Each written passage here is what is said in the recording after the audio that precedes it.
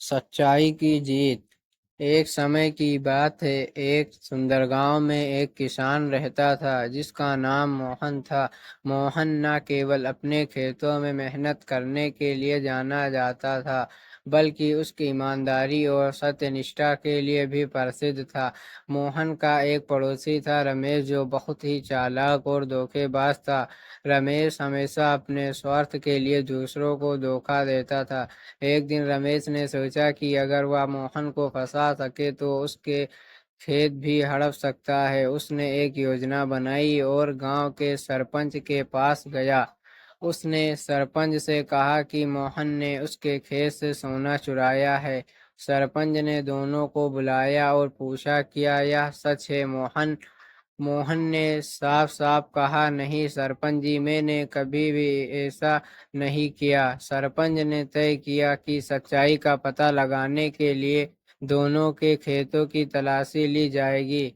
रमेश ने अपने खेत में पहले से ही कुछ सोने के सिक्के छिपा दिए थे ताकि मोहन को फंसाया जा सके। तलाशी के दौरान सरपंच को रमेश के खेत में सोने के सिक्के मिले और उसने मोहन को दोषी ठहराया।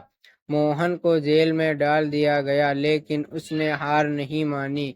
मोहन ने ईश्वर से प्रार्थना की और सच्चाई की जीत की उम्मीद में रहा।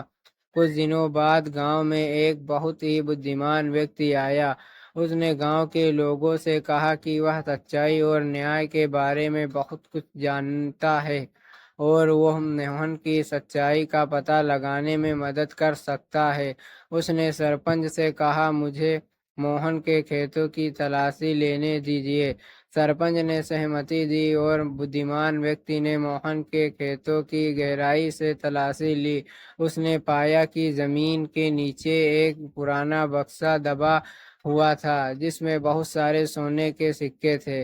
इस बक्से पर मोहन के पूर्वजों का नाम लिखा हुआ था।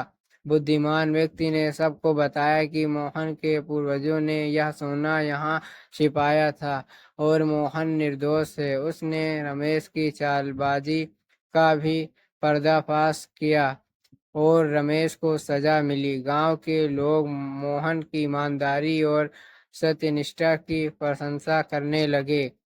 मोहन ने सच्चाई की जीत का सबसे बड़ा उदाहरण प्रस्तुत किया और गांव में फिर से शांति और विश्वास लौट आया।